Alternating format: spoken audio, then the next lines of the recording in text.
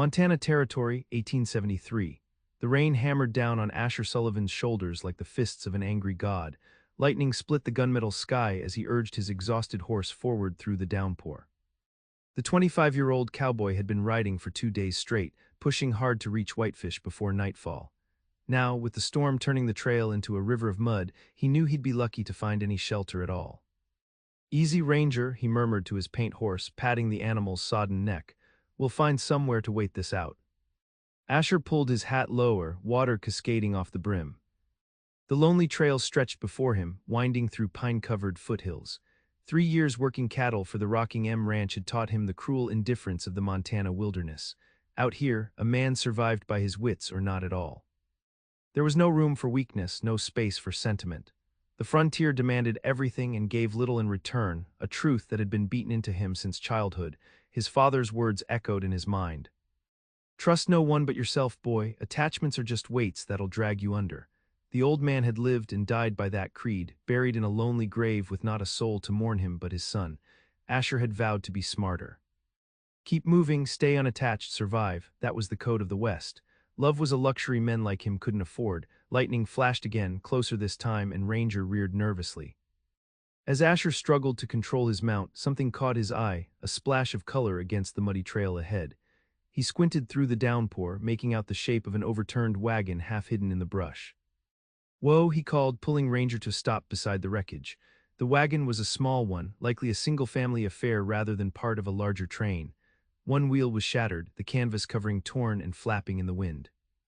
No sign of horses, either taken or run off. Asher dismounted carefully, hand moving instinctively to the Colt revolver on his hip. "Hello," he called out. "Anyone there?" The only response was the drumming of rain. He was about to remount when he heard it, a soft sound barely audible above the storm, a whimper perhaps or a muffled sob. Drawing his revolver, Asher approached the wagon cautiously. "I'm not looking for trouble," he announced. "Show yourself." The canvas at the back of the wagon moved and a face appeared, a young woman, her eyes wide with fear. She had a makeshift bandage wrapped around her forehead, dark with what might have been blood. "Don't shoot," she pleaded, her voice trembling. "Please." Asher lowered his gun slowly. "I'm not going to hurt you, miss. What happened here?" She tried to climb out but stumbled, nearly falling. Asher reached out instinctively, catching her arm. Up close, he could see she was younger than he'd first thought, perhaps 20 or 21, with rain-soaked honey-blonde hair plastered to her pale face. Despite the mud and blood, there was no denying her beauty, with delicate features and eyes the color of summer skies. "Raiders," she managed, swaying slightly. "3 men, they took the horses, our supplies. My father tried to stop them and her voice broke. "He's dead. I hid when they came back looking for valuables." Asher glanced around, suddenly alert. "How long ago?" "Yesterday morning," she whispered. "I've been too afraid to leave." "Too weak." The storm intensified around them, thunder cracking directly overhead. The girl shivered violently in her sodden dress, a simple blue cotton affair now torn and mudded. "What's your name?" Asher asked, already shrugging out of his oilskin coat. Tessa Vance," she answered, teeth chattering. "I'm Asher Sullivan." He wrapped the coat around her shoulders. "We need to get you somewhere dry, Miss Vance. There's an old line shack about an hour's ride from here. Can you travel?" She nodded, though her eyes were glassy with what might have been fever. "I need to bury my father first." Asher looked back at the wagon. "Where is he?" "Under the tarp, by that tree." She pointed with a shaking hand to a crude shelter fashioned from the wagon's spare canvas. The rain was merciless as Asher dug the grave, using a small shovel from his saddlebag. Tessa stood nearby, head bowed, her slender shoulders trembling under his coat. When it was done, she knelt briefly by the mound of fresh earth, her lips moving in silent prayer. Asher removed his hat, feeling like an intruder on her grief. "I'm sorry," he said inadequately when she finally stood. "We should go now before the trail washes out completely." He helped her onto Ranger, then mounted behind her. She was light in his arms, fragile as a bird. Asher could feel her shivering against his chest as they set off, leaving the broken wagon and fresh grave behind. "I'm sorry about your father," he said as they rode. "The men who did this, did you recognize them?" Tessa shook her head slightly. One had a scar across his cheek, another wore a deputy's badge, though I doubt he was any lawman. Asher's jaw tightened, probably Darby's men. "They prey on travelers in these parts. The real law doesn't reach this far yet." "Where are we going?" she asked, her voice barely audible above the storm. "Line shack up near Blackwater Creek." "It's not much, but it's dry," he hesitated. "Once the storm breaks, I'll take you to Whitefish. There's a stagecoach there that can get you back east." "I have nowhere to go back east," she said simply. "My father and I sold everything to come out here. We were going to start fresh in Oregon." Her voice broke. "He was all I had." Asher said nothing. Her tragedy was not his burden. He would get her to safety, then continue on his way. That was all. Attachment was dangerous out here. His father had taught him that, if nothing else. The sooner they parted ways, the better for both of them. Yet as they rode through the relentless downpour, Tessa's slight weight against his chest stirred something he'd long thought buried, a protective instinct, a longing for connection he denied himself for years. It was foolish, he knew, dangerous even. But in that moment, with rain streaming down his face and a broken-hearted girl in his arms, Asher Sullivan felt the first crack appear in the walls he'd built around his heart. The line shack was little more than a one-room cabin, abandoned by whatever outfit had used it during past cattle drives. It sat in a small clearing, its weathered logs dark with rain. Inside was sparse but dry, a small iron stove, a rough-hewn table, a narrow cot against the wall, and little else. Asher built a fire in the stove while Tessa stood shivering by the door, water pooling at her feet. In the light of the single lantern he'd brought, he could see her more clearly now. The gash on her forehead that needed attention, the exhaustion in her eyes, the proud set of her chin despite everything. "You need dry clothes," he said, rummaging through his saddlebags. He pulled out a spare shirt and a pair of wool socks. "These will have to do for now. I'll step outside while you change." "No," she said quickly, glancing at the storm still raging beyond the window. "Just turn around, please don't go back out there." Asher nodded, facing the stove as he heard the rustle of wet fabric behind him. He kept his eyes fixed on the growing flames, trying not to think about the young woman undressing just a few feet away. "You can turn around now," she said after a minute. His shirt hung nearly to her knees, the sleeves rolled up several times. She'd kept her undergarments, he noted with relief, though they were visible beneath the thin cotton. Her blonde hair hung in damp waves around her shoulders. With her face washed clean of mud, her beauty was even more apparent and more unsettling. Asher cleared his throat. "Let me see that cut." She sat obediently on the edge of the cot while he cleaned and bandaged the wound. Her skin was warm under his fingers, too warm. "You're running a fever," he observed, frowning. "I'm fine," she insisted, though her eyes were unnaturally bright. "You need to rest." He arranged his bedroll on the floor beside the stove. "Take the cot, I'll sleep here." She didn't argue, which told him more than words how exhausted she truly was. Within minutes of lying down, her eyes had closed, her breathing growing deep and even despite the occasional shiver. Asher sat watching her for a long while, the fire casting dancing shadows across her face. He told himself his concern was merely practical. A sick traveling companion would slow him down. But as the night deepened and the storm raged on, he couldn't deny the strange sense of purpose that had settled over him. For the first time in years, someone needed him, not his gun, not his labor, but him. It was a dangerous feeling, one he couldn't afford. By morning, Tessa's fever had worsened. She tossed restlessly on the cot, her face flushed, murmuring words he couldn't understand. Asher pressed a cool cloth to her forehead, cursing his lack of medicine. "Tessa," he said, gripping her hand, "I need to go find help. There's a settlement not far from here." Her eyes fluttered open, unfocused. "Don't leave me," she whispered, "please." Her fingers clutched weakly at his.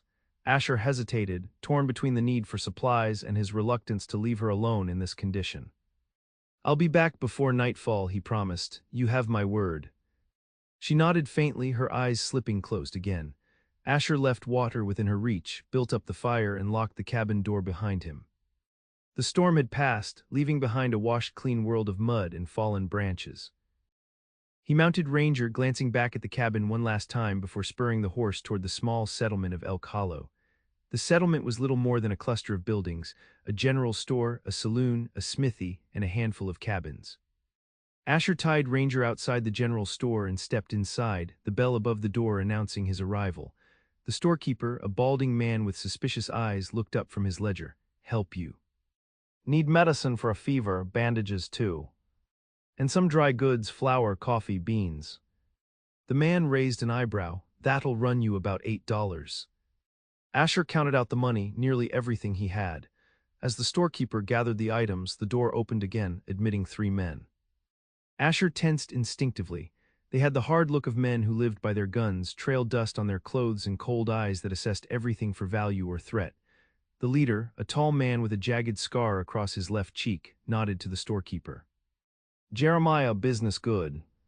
Can't complain, Mr. Darby. Asher kept his expression neutral as he placed his purchases in his saddlebags. These were the men Tessa had described, raiders who preyed on travelers. The man called Darby wore what looked like a deputy's badge on his vest. Haven't seen you around, Darby said, turning his attention to Asher. Just passing through, Asher replied evenly. Heading to Whitefish. That's so, Darby's eyes narrowed slightly. Storm drive you to shelter. Found an old line shack, waited it out there. One of the other men, a squat figure with a pockmarked face, snickered. You alone out there? Thought I saw 2 sets of tracks heading that way yesterday. Asher met his gaze coolly. Don't know what you saw, I ride alone. Funny, said Darby, fingering his gun belt. Could have sworn we saw someone matching your description helping a pretty little blonde thing from a broken-down wagon yesterday, before the storm hit. Wasn't me, Asher said, his hand drifting toward his Colt. Now, if you'll excuse me. The tension in the room was palpable as he stepped past them toward the door. He half expected a bullet in his back, but the shot never came. Outside, he mounted Ranger quickly, aware of Darby and his men watching from the store window. They knew about Tessa. Somehow they knew he'd found her, which meant they'd likely be coming to finish what they'd started, rob what little she had left, and probably worse. Asher urged Ranger into a gallop, anxiety building in his chest. He needed to get back to the cabin before they did. The ride back seemed interminable. By the time the line shack came into view, the sun was already sinking toward the horizon. Everything looked quiet, undisturbed. Asher dismounted, drawing his revolver as he approached the cabin cautiously. Tessa, he called, unlocking the door. She was sitting up on the cot, her face still flushed with fever but her eyes clearer than they had been that morning. You came back, she said, relief evident in her voice. I said I would. He holstered his gun, kneeling beside her. How are you feeling? Better, I think. The fever broke about an hour ago. Asher pressed a hand to her forehead. Still warm, but cooler than before. I brought medicine anyway and food. As he prepared a simple meal of beans and coffee, he debated how much to tell her. She was still weak, in no condition to travel. But staying put was becoming increasingly dangerous. Tessa, he said finally, bringing her a tin cup of coffee, the men who attacked your wagon, I think I saw them in town today. Her face paled. Did they recognize you? They might have. They mentioned seeing someone helping a blonde woman from a wagon. Her hands trembled, spilling coffee onto the rough blanket. They'll come here. Probably, he agreed grimly, but not tonight, I think. We have until morning at least. We should leave now, she insisted, already trying to stand. Asher gently pushed her back down. You're not strong enough yet. We'll rest tonight, leave at first light. I know these hills better than they do. We can stay ahead of them. She looked at him, a question in her eyes. Why are you helping me? You don't know me. I'm nothing but trouble to you. It was a question Asher had been asking himself since he'd found her. By all rights, he should have left her in Elk Hollow with the storekeeper or his wife. That would have been the sensible thing, the safe thing. I don't know, he admitted. Maybe I'm tired of looking the other way. She reached out, her fingers brushing his hand. Thank you. That simple touch, that expression of gratitude, sent a current through him that he wasn't prepared for. Asher withdrew his hand, busying himself with clearing away their supper things. You should sleep, he said gruffly. We leave at dawn. As he settled onto his bedroll that night, listening to Tessa's quiet breathing across the room, Asher wondered what he'd gotten himself into. His father's voice echoed in his memory. The only person you can count on is yourself, boy. For most of his life, he'd lived by those words. Keep moving, trust no one, survive. It was the cowboy way, especially for those who rode the fringes. But now, with a fever-weakened girl depending on him and dangerous men on their trail, Asher was breaking every rule he'd set for himself. The strangest part was that he didn't regret it, not yet anyway. They left before sunrise, Tessa riding behind him on Ranger. She was stronger, though still pale, dressed in her now-dried blue dress with Asher's coat around her shoulders against the morning chill. They traveled steadily eastward, keeping to the high ground where they could watch the trail behind them. Where are we going? Tessa asked as the sun climbed higher. Circle around to Whitefish from the north, Asher replied. There's a marshal there who might help us, man named Cooper. And if he won't? Then we keep moving, Oregon maybe. Isn't that where you were headed? She was silent for a moment, her arms tightening around his waist. I don't even know if I can afford the journey now. Everything we had was in that wagon. We'll figure it out, Asher found himself saying, one step at a time.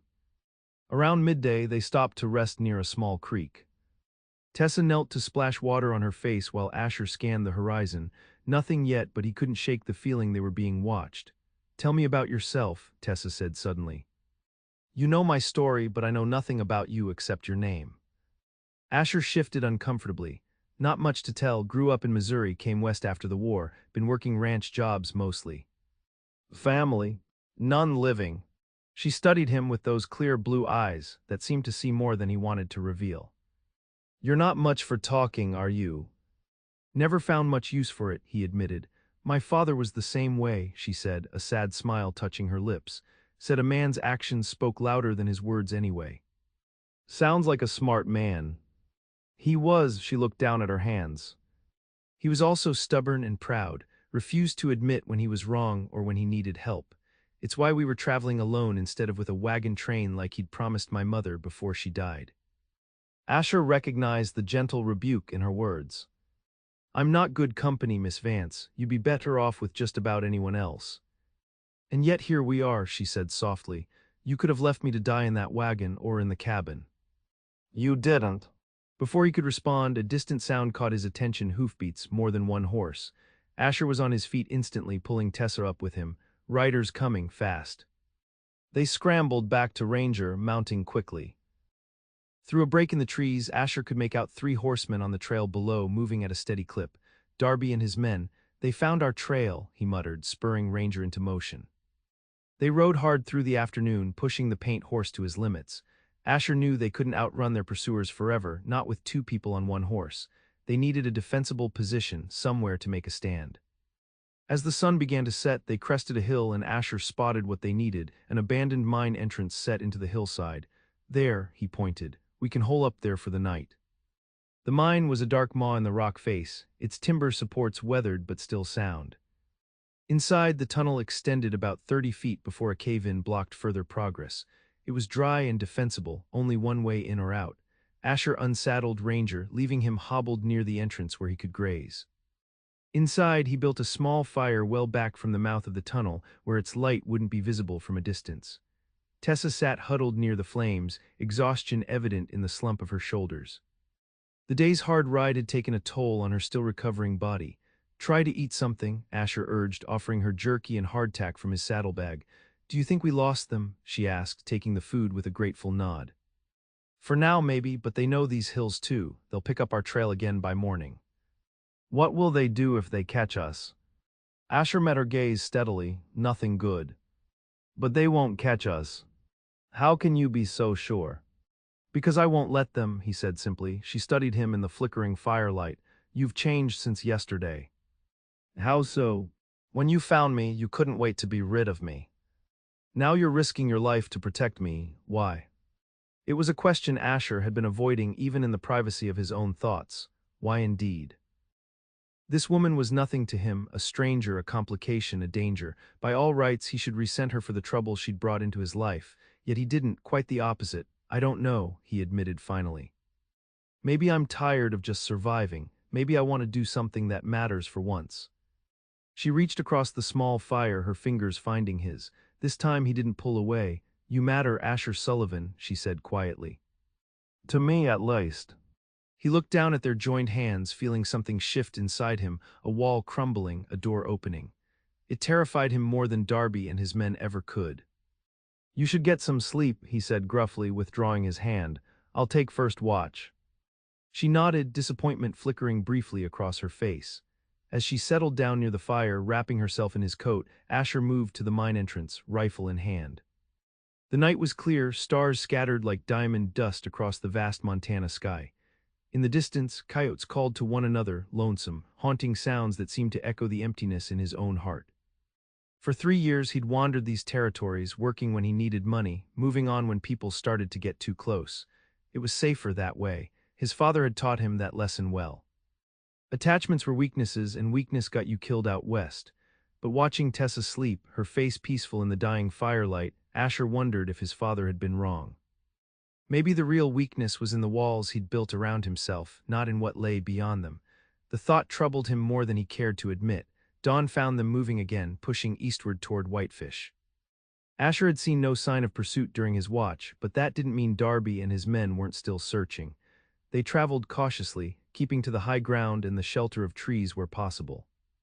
"Tell me about Whitefish," Tessa said as they rode. "Is it a big town?" "Bigger than Elk Hollow, has a proper sheriff's office, a hotel, even a church." "And this Marshal Cooper, he's a friend of yours?" Asher shook his head. "Not exactly, but he's an honest lawman. He'll help us if he can. And if he can't, then we keep moving." She was silent for a moment, her arms around his waist. "I can't keep asking you to run with me, Asher. You've done enough already. I'm not leaving you to face Darby alone." "Why not? You barely know me." The question hung between them, demanding an answer he wasn't ready to give. Before he could formulate a response, a rifle shot cracked through the morning air. Ranger reared as the bullet kicked up dirt a few feet ahead of them. "Down," Asher shouted, pulling Tessa from the saddle as he dismounted. They tumbled into the brush beside the trail as a second shot splintered bark from a nearby tree. "Stay low," he ordered, drawing his Colt. Through the undergrowth, he could make out two riders on the ridge above them. Darby's men had found them just as he'd feared, but only two. Where was the third? The answer came a moment later as a voice called out from behind them. "That's far enough, Sullivan." Asher turned to see Darby himself emerging from the trees, rifle trained on them. They were caught in a crossfire. "Drop the gun," Darby commanded, "or the girl dies first." Asher hesitated, calculating odds, looking for an opening. There wasn't one. "Do as he says," Tessa whispered, her face pale but determined. "Blaze." Slowly, reluctantly, Asher laid his Colt on the ground. Darby smiled, the expression never reaching his cold eyes. "Smart man, now both of you on your feet." They stood, Asher positioning himself slightly in front of Tessa. Darby's companions had descended from the ridge, approaching on horseback. One of them, the pockmarked man from the store, leered at Tessa. "Pretty little thing," he remarked. "No wonder you've been running so hard, Cowboy." "What do you want?" Asher demanded, keeping his voice level despite the rage building inside him. "Well, originally we just wanted whatever valuables that wagon might have been carrying," Darby said conversationally. "But now I'm thinking you two have caused me enough trouble to warrant something more." "There's nothing worth taking," Tessa spoke up. "Everything we had was in the wagon. You've already stolen it all." "Not everything," Darby replied, his gaze traveling over her in a way that made Asher's blood boil. "And then there's the matter of witnesses. Can't have you two running to the law about our little encounter, can we?" Asher felt Tessa tremble beside him, her hand finding his and squeezing tight. "Let her go," he said, meeting Darby's eyes steadily. "She's no threat to you. I'm the one who's been causing trouble." "Asher, no," Tessa whispered. Darby laughed. "Ain't that touching? The cowboy's sweet on you, girl." His expression hardened. "Unfortunately for both of you, I don't leave loose ends." He raised his rifle, aiming it squarely at Asher's chest. "Ladies first, though, so you can watch." Time seemed to slow as Darby swung his rifle toward Tessa. Asher moved instinctively, shoving her aside as he lunged for his discarded Colt. Gunfire exploded around them, but not from Darby's rifle. One of the mounted men toppled from his horse, a bloom of red spreading across his chest. The other twisted in his saddle, firing wildly toward the trees behind them. Darby dove for cover, cursing loudly. "Get down," Asher yelled, grabbing Tessa and pulling her behind a fallen log. Bullets whizzed overhead as he reached for his gun, finally closing his fingers around the grip. Through the chaos, he heard a familiar voice boom out, "Drop your weapons." "United States Marshal." A tall figure emerged from the tree line, badge glinting on his chest, rifle held with the steady confidence of a man who knew how to use it. Behind him came two more men, similarly armed. "Cooper," Asher breathed, relief washing through him. Darby and his remaining man found themselves outgunned and surrounded. After a tense moment, they lowered their weapons. "Hands where I can see them," Marshal Cooper ordered, approaching cautiously. "Asher Sullivan, didn't expect to find you in the middle of this." "It's a long story," Asher replied, helping Tessa to her feet. She clung to his arm, shaking but unharmed. "These men killed my father," she said, her voice steadier than Asher would have thought possible. "They robbed our wagon 2 days ago, left me for dead." Cooper's weathered face hardened as he looked at Darby. That true. The girl's lying, Darby snarled. We never saw her before. He's wearing a fake deputy's badge, Asher pointed out. They've been preying on travelers in these parts for months. Cooper nodded to his deputies. Search them. And that dead one too. The search yielded damning evidence, items clearly taken from various victims, including a locket with Tessa's mother's picture that had been stolen from her wagon. It was enough for Cooper to arrest Darby and his surviving companion on charges of murder and robbery. We've been after these boys for some time, Cooper explained as his deputies led the prisoners away. Got reports of 3 men posing as lawmen, robbing folks along the northern trails. Found their latest victims yesterday, couple of homesteaders, man and wife. That's what brought us out this way.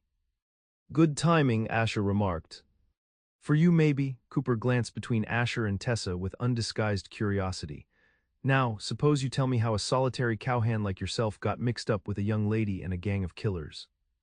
They told him everything as they rode toward Whitefish, Asher finding Tessa in the rain, their flight from Darby and his men, the 2 days of pursuit through the Montana wilderness. Cooper listened without interruption, his expression thoughtful.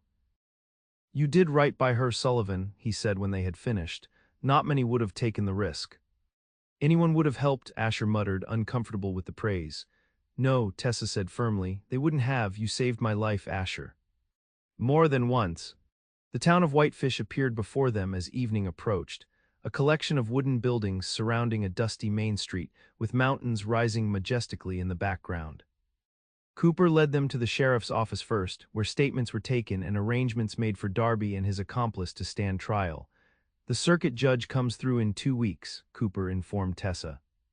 You'll need to stay until then to testify. I don't have money for a hotel, she admitted. Everything we had was in the wagon. Mrs. Daniels at the boarding house might have a room, the marshal suggested.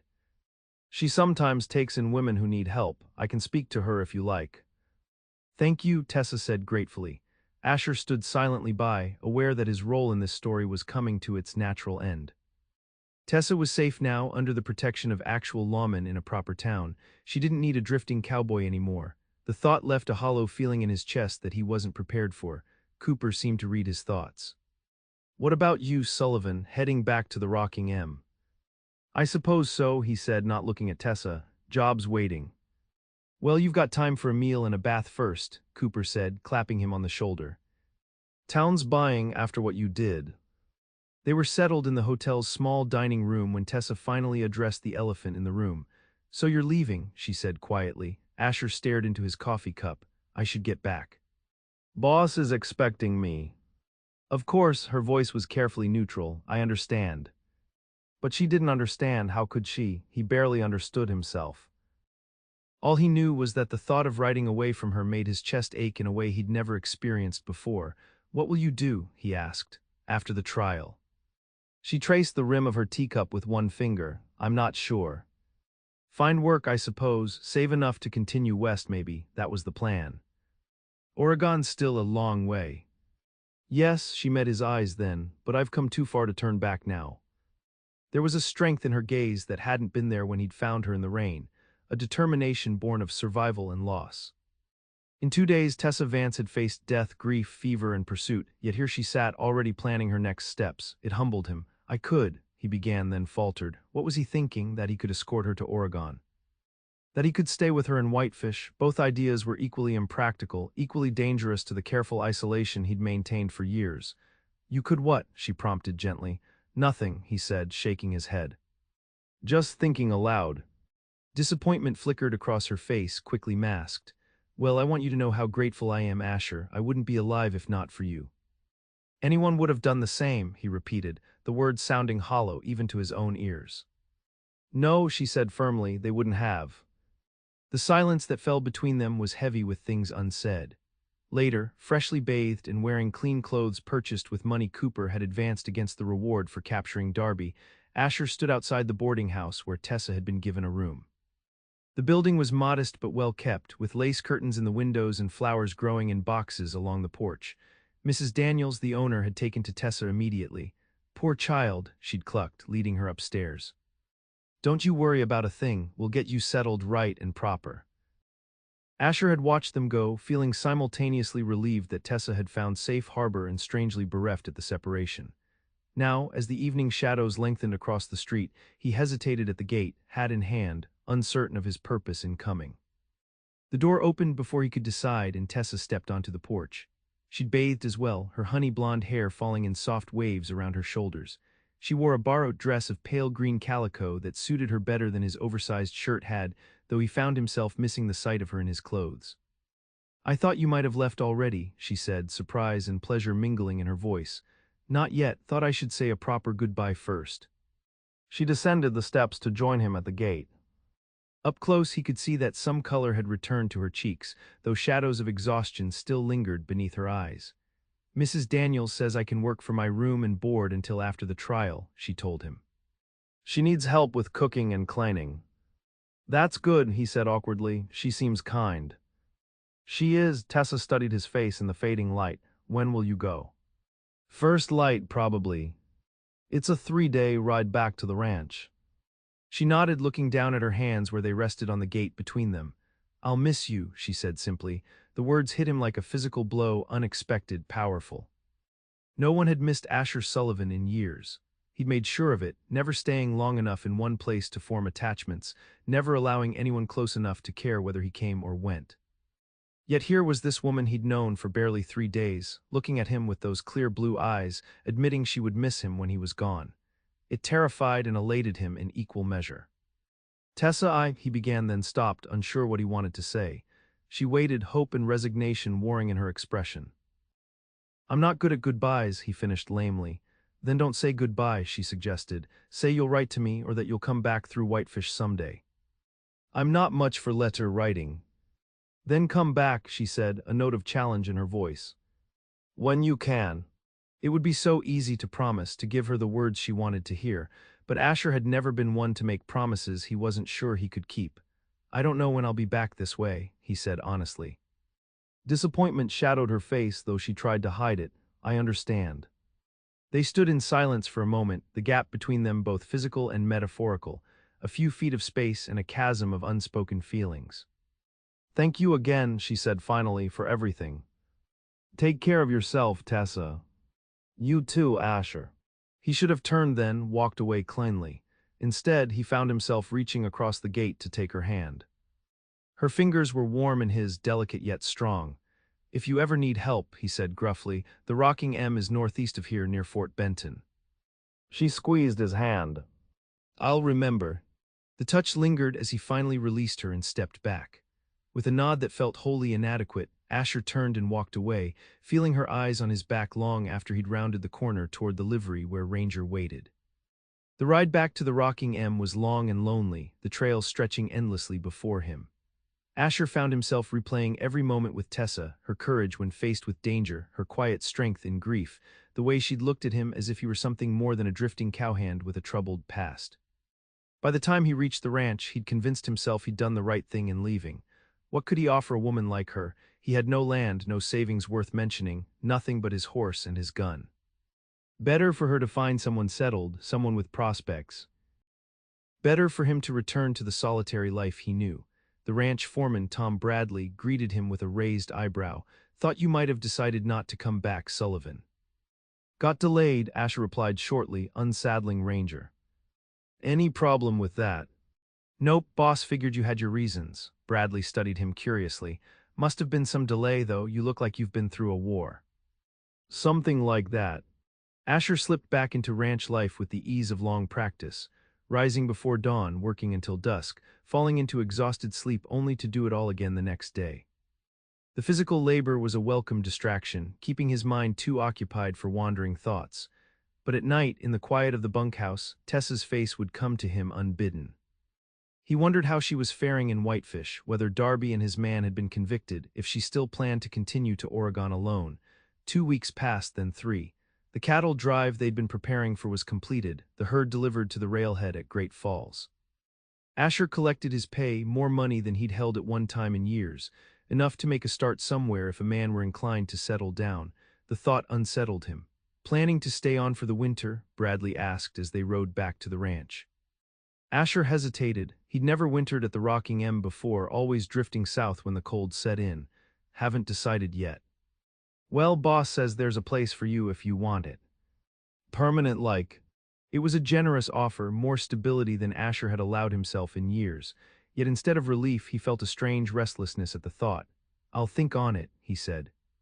That night he wrote a letter, the first he'd written in longer than he could remember.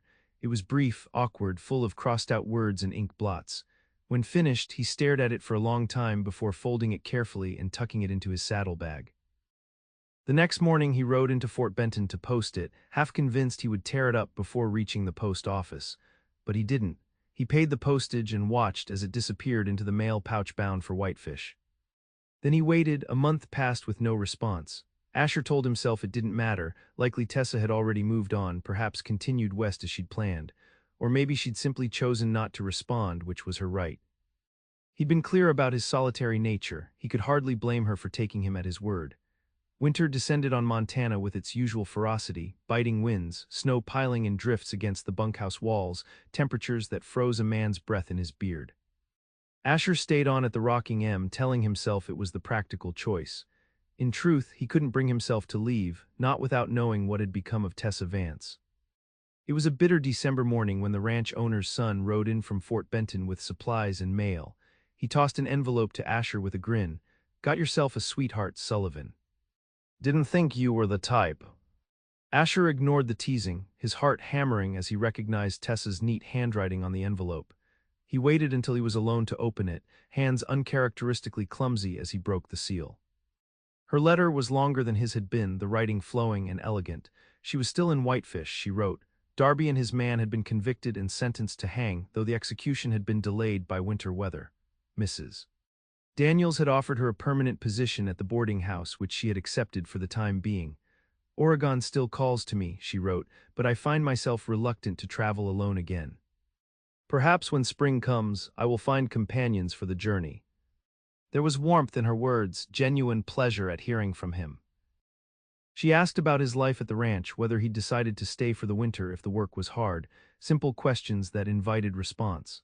At the end, she'd written, I still think of those days we spent together, not with fear, as you might expect, but with a strange sort of gratitude. Despite the danger, there were moments of real connection between us. At least I felt it so. Perhaps it was merely the circumstances that created that feeling, or perhaps it was something more. I wonder if you ever think of it too. Asher read the letter 3 times before carefully folding it and placing it in his shirt pocket close to his heart. That night he wrote back, a longer letter this time, less awkward, with details about ranch life and winter in Montana that he thought might interest her. He didn't address her final paragraph directly. He couldn't, but he ended his letter with, I think of those days too, more often than I should. Their correspondence continued through the winter, letters arriving every few weeks, each a little more personal than the last. Tessa wrote of her life in Whitefish, the people she'd met, her dreams for the future. Asher shared stories of his past that he'd never told another soul, about his father's harshness, his mother's early death, his own wandering years after the war. With each letter, the distance between them seemed to shrink, despite the miles that separated them. By early March, as the first hints of spring began to soften the Montana landscape, Asher had made his decision. He approached Bradley one evening after supper. I'll be moving on come week's end, he said without preamble. The foreman nodded, unsurprised. Figured as much when those letters started coming. Where you headed? Whitefish to start. Bradley's mouth twitched with the hint of a smile. Must be some girl. Asher didn't deny it, she is. Well, boss says the job's here if things don't work out. Bradley extended his hand. Good luck to you, Sullivan. Well, thanks. The trail to Whitefish was muddy with spring thaw, the journey slower than Asher would have liked. He'd sent no letter announcing his coming, half afraid he would lose his nerve if he did. Better to simply arrive, to see Tessa face to face, and know once and for all if what had grown between them through their letters was real or merely a product of shared danger and distance. Whitefish had changed little since his last visit, though the streets were muddier and the townsfolk more plentiful now that winter's grip was loosening. Asher rode directly to Mrs. Daniel's boarding house, his stomach knotted with an anxiety he hadn't felt since his first cavalry charge during the war. The house looked much as he remembered, neat, well kept, with the first crocuses of spring poking through the soil in the front garden. Asher dismounted, secured Ranger to the hitching post, and approached the door. Before he could knock, it swung open to reveal Mrs. Daniels herself. "Well, well," she said, recognition lighting her eyes, "if it isn't the cowboy hero. I was wondering when you'd show up." Asher removed his hat, suddenly self-conscious. "Ma'am, is Miss Vance here?" "She's out back hanging laundry." Mrs. Daniels stepped aside, gesturing for him to enter, through the kitchen and out the back door. "She'll be mighty surprised to see you." The boarding house was warm and smelled of baking bread. Asher moved through it awkwardly, aware of his muddy boots and travel-worn appearance. The back door opened onto a small yard where clothes fluttered on a line in the spring breeze. And there was Tessa, her back to him as she hung a sheet, her honey blonde hair caught up in a simple knot. She wore a practical blue dress with an apron tied around her slender waist. The sight of her made Asher's heart stutter in his chest. "Tessa," he called softly. She turned, the sheet dropping from her fingers. For a moment she simply stared, as if unable to believe her eyes. Then a smile bloomed across her face, bright as the Montana sun. "Asher, you're here." She crossed the distance between them in quick steps, stopping just short of embracing him, suddenly shy. "I didn't know you were coming, you didn't write." "I wanted to surprise you," he said, drinking in the sight of her. She looked healthier than when he'd last seen her, her cheeks flushed with color, her blue eyes bright. "You look well." "So do you," she gestured to the clothesline. "Let me just finish this and then." "I can wait." He moved to help her, taking the other end of the sheet she'd dropped. Together they hung it on the line, their fingers brushing as they secured it with wooden pins. "There," she said, turning back to him. "Now tell me why you're here. Not that I'm not glad to see you, but—" "I came to see you," he said simply. "To talk to you." Something in his tone made her expression grow serious. "About what?" "About Oregon." Confusion crossed her face. "Oregon. You wrote that you still wanted to go there. That you were looking for companions for the journey." Understanding dawned in her eyes. "Yes, I did write that. I thought," Asher cleared his throat, "that is, I wondered if you might consider one companion in particular." Tessa's lips parted in surprise. "Are you offering to escort me to Oregon, Asher Sullivan?" "I'm offering more than that," he said, finding courage in her hopeful expression. "I'm offering to go with you, to stay with you. If you'll have me." The words hung between them, weightier than any he'd ever spoken. Tessa's eyes widened, a flush spreading across her cheeks. "What about the ranch?" she asked. "Your job." "There are ranches in Oregon too." He took a step closer to her. "The truth is, Tessa, I haven't been able to stop thinking about you since the day we met. Those letters, they've meant more to me than I can say." "They've meant everything to me too," she admitted softly. "I know we haven't known each other long, and most of that time has been through letters. I know it's fast and maybe foolish. But I've spent my whole life running from connections, telling myself I was better off alone." Asher reached for her hand, his heart pounding. "I don't want to run anymore." Tessa's fingers twined with his, warm and sure. "Neither do I." "I can't offer you much," he warned. "I've saved some money, enough to get us to Oregon and maybe buy a small piece of land, but it won't be easy, starting fresh." "I don't need easy," she said, her gaze steady on his. "I just need you." Something broke open inside him at her words, a dam he'd built years ago, crumbling at last. Asher pulled her into his arms, holding her as he'd wanted to since that first night in the line shack when she'd lain fevered on the cot. "I love you, Tessa Vance," he whispered against her hair. "I think I have since I found you in the rain." She drew back enough to look up at him, joy shining in her eyes. "And I love you, Asher Sullivan. My cowboy hero." Their first kiss was gentle, a promise sealed beneath the Montana sky, with spring sunshine warming their faces and laundry flapping in the breeze around them. When they parted, Asher felt lighter than he had in years, as if some essential burden had been lifted from his shoulders. "What happens now?" Tessa asked, her hands resting on his chest. "That depends on you," he replied. "We could leave for Oregon right away, or—" "Lord." Asher took a deep breath. "Or we could stay here a while, get married proper with a preacher and witnesses, build something together before we head west." Her smile was brighter than he'd ever seen it. "I think I like that plan better." They were married 2 weeks later in Whitefish's small church, with Mrs. Daniels, Marshall Cooper, and a handful of townsfolk as witnesses. Tessa wore a simple white dress she'd made herself, with spring wildflowers in her hair. Asher wore his best shirt and a new vest, his dark hair freshly cut, his face clean-shaven for the occasion. Never thought I'd see the day, Cooper remarked at the small reception afterward. You were the last man I expected to settle down, Sullivan. Life has a way of surprising you, Asher replied, watching Tessa as she laughed with Mrs. Daniels across the room, sometimes in the best possible ways. They stayed in Whitefish through the summer, saving money and making plans. Asher found work with the local livery stable, while Tessa continued at the boarding house. Together they purchased supplies for the journey west, a wagon, a team of strong horses, provisions for the long trek to Oregon. In early September, as the first hints of autumn touched the cottonwoods along the riverbanks, they said their goodbyes to the friends they'd made in Whitefish. Mrs. Daniels packed them a basket of food. Cooper gave them a detailed map of the Oregon Trail and letters of introduction to lawmen along the way. You'll need to join up with other travelers before you hit the mountains, he advised. There's safety in numbers. We will, Asher promised, shaking the marshal's hand. Thank you for everything. They left at dawn, their wagon loaded with the beginnings of a new life. Ranger trotted alongside, as much a part of their small family as either of them. As Whitefish disappeared behind them, Tessa reached for Asher's hand on the wagon seat. Are you nervous, she asked, about Oregon?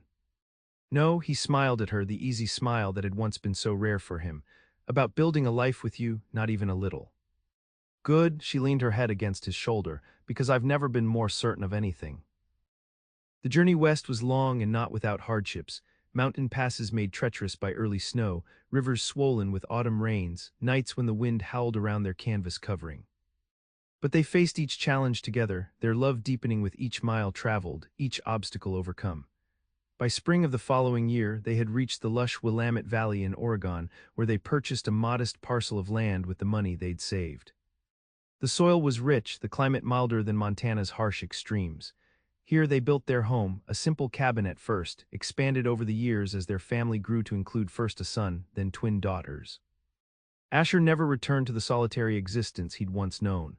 The lessons of his father, that attachment was weakness, that a man was better off alone, faded with each passing season, replaced by the joyful certainty that in finding Tessa he had found his true strength.